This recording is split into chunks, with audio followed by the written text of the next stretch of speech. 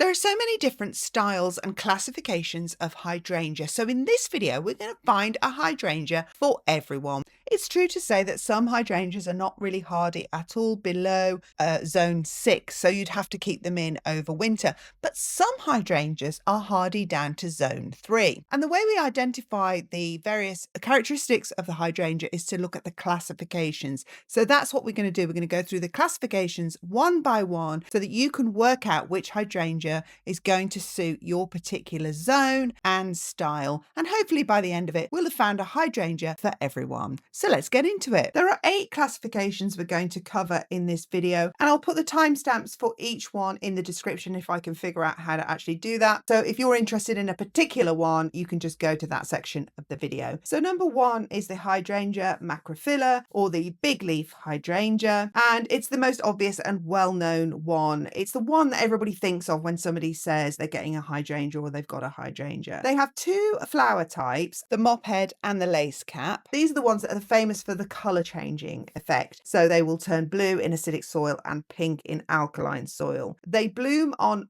old wood, and this is really the main reason why they're not hardy. Because if that old wood is destroyed through a harsh winter, then it will also destroy the potential for flowering the next year. Even if the whole plant isn't destroyed, it won't flower on new growth that grows in spring. That's why these hydrangeas don't really do well below a zone 6. If you wanted to grow this hydrangea in a cold climate, colder than a zone 6, you would have to give it protection in the winter. The growth habit is 3 to 6 foot, so you can have more compact hydrangeas that are about 3 foot right up to 6 foot tall. In terms of aspect, where you would plant it, then you would plant it somewhere that is sunny but with partial shade that's protected from strong winds. Dappled sunlight would probably be best. It does prefer a sheltered spot, and it does like protection from the harshest sun in the afternoon. Popular varieties to buy are Endless Summer, which is a pink one, and Nico Blue, which is a classic blue.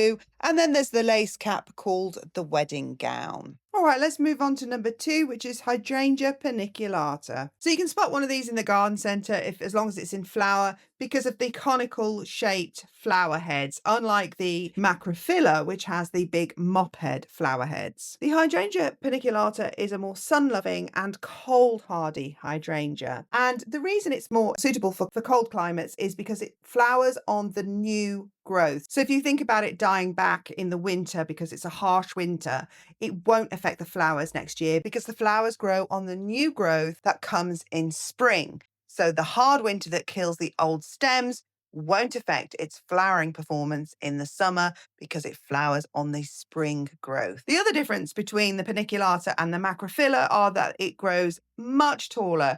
It can grow 6 to 15 feet, which is almost 2 to 5 meters tall. It's upright and can be sort of tree forming. It can look like a tree shape if you let it grow really tall. You can also grow it as a standard, and it's basically just a very large shrub. Bestsellers of this particular variation of hydrangea are Limelight, which has lime green flowers which sort of turn to a soft pink. You can have Little Lime, which is a dwarf version of the Limelight. There's another one called Vanilla Strawberry, which has creamy blooms that turn a raspberry pink, and once again is suitable to grow in zones 3 to 8. The third classification of hydrangea is Hydrangea Arborescens. This is the one that you know as the Annabelle variety. It was first bred in the US, but luckily now we have them also available here in the UK. You can see the difference between the Annabelle and the Macrophylla because the flowers are much more lacy, even though the flower heads are probably similar in size. In fact, the arborescent hydrangea probably has bigger flower heads. But the actual flowers that make up the flower head are smaller and just more delicate and airy and lacy. And that's how you can tell the difference. They bloom on new wood, so that also makes them suitable for the colder zones, and you can also prune them in early spring if they didn't die back in winter without the risk of losing those flowers. It's native of the US. It is shade tolerant, which is another fantastic bonus, and it's hardy from zones 3 through to 9, so it can go pretty much anywhere. So people up in Canada, all the rest of it, can more or less grow this beautiful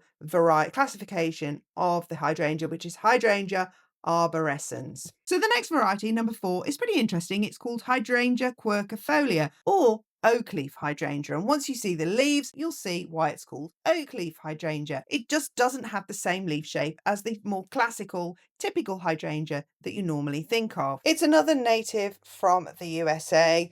It has cone-shaped flowers like the Paniculata, but after its flowers are over, its leaves turn to the most beautiful rusty red colour in autumn. It grows 4 to 8 feet tall, so it's a pretty big one, which is about 1.5 to 2.5 meters tall. The top varieties are Snow Queen, which has the conical white flowers and it has a nice structure. There's Alice, which has large dramatic blooms, and you got Ruby Slippers, which is a more compact variety with ruby red full flowers, so perfect for people who like those fall displays. It blooms on old wood, so you have to prune it right after flowering and don't prune it in the spring. It is fairly hardy from zones 5 to 9, but because it flowers on the old wood, anything a bit colder could destroy your flower display the following year. And it does also like a more slightly shady, or at least dappley shady spot. You can get from very large to very compact varieties. So almost perfect for any type of garden.